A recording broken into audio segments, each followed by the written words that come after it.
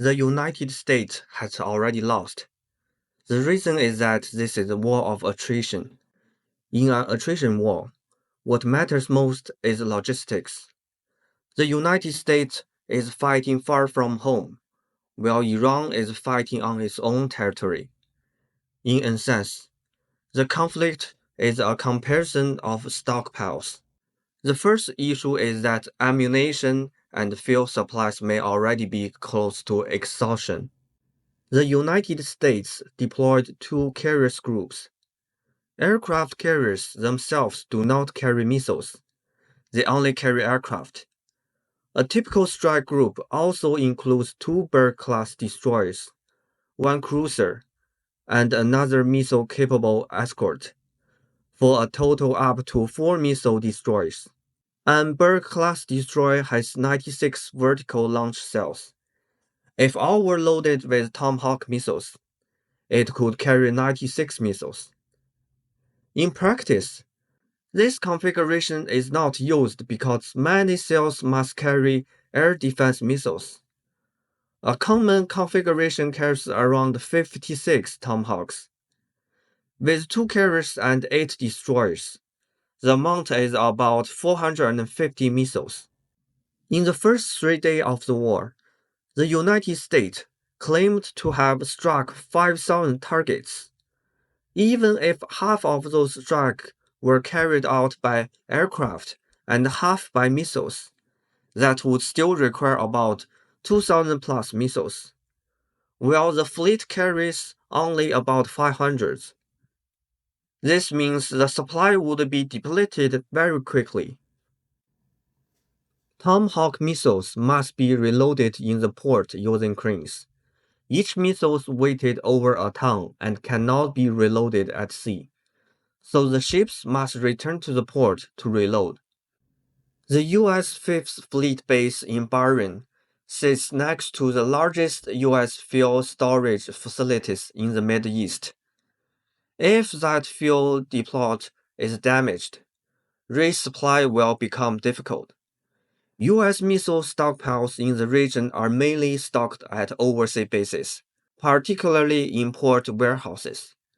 If those bases are attacked, the ammunition carried on the ship can only sustain operations for a few days.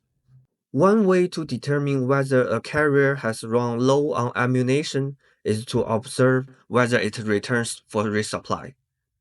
The return of the USS Abraham Lincoln could indicate either battle damage or ammunition depletions. If the Fifth Fleet in Bahrain cannot resupply it, the carrier would have to return to the United States to reload.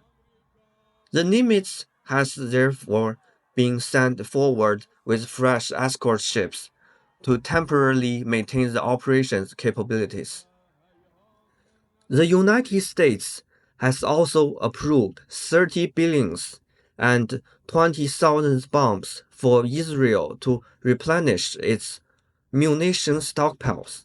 This shows that U.S. inventories may already be heavily strained. If carrier aircraft lack fuel or ammunition, they simply remain parked on the deck and cannot conduct strikes. Another proof of stockpile depletion is that, recently, many aerial refueling tankers have been deployed to the Middle East.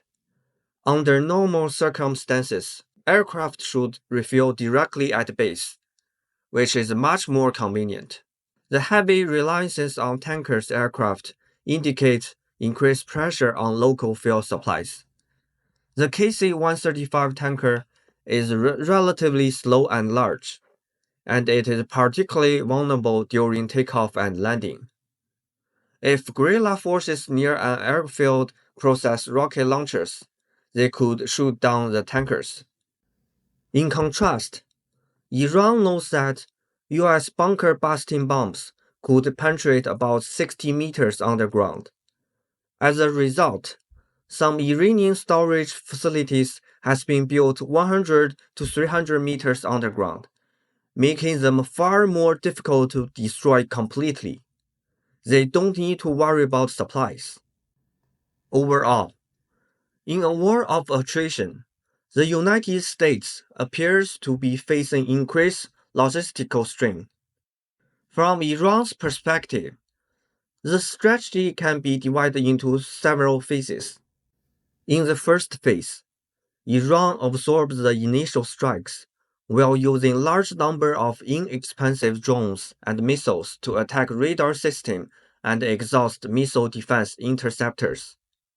For example, an interceptor used by the Air Dome system costs about 1.3 million, and the Patriot missiles are even more expensive.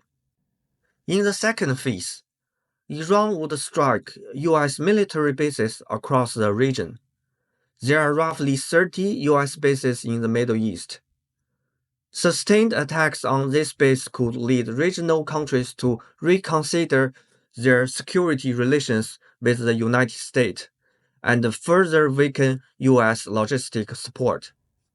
In the third phase, the pressure expands to Strait of Hormuz and Israel itself. If interception capabilities weaken, Iran could target civilian infrastructures such as airports, fuel depots, and desalination plants.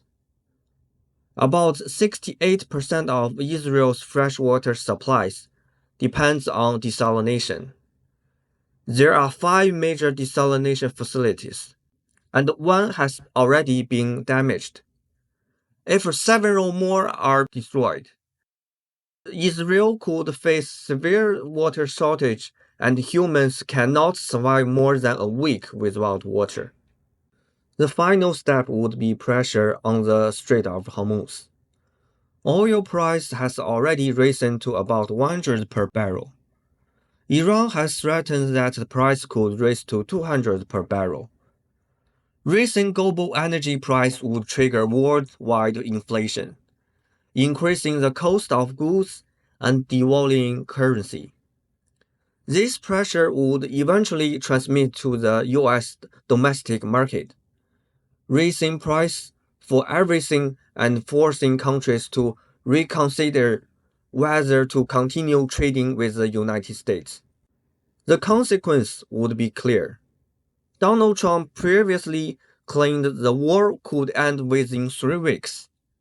That timeline reflects the maximum duration the United States could tolerate. If the war turns into a war of attrition, the United States would struggle to sustain it. As a result, the United States will lose the war.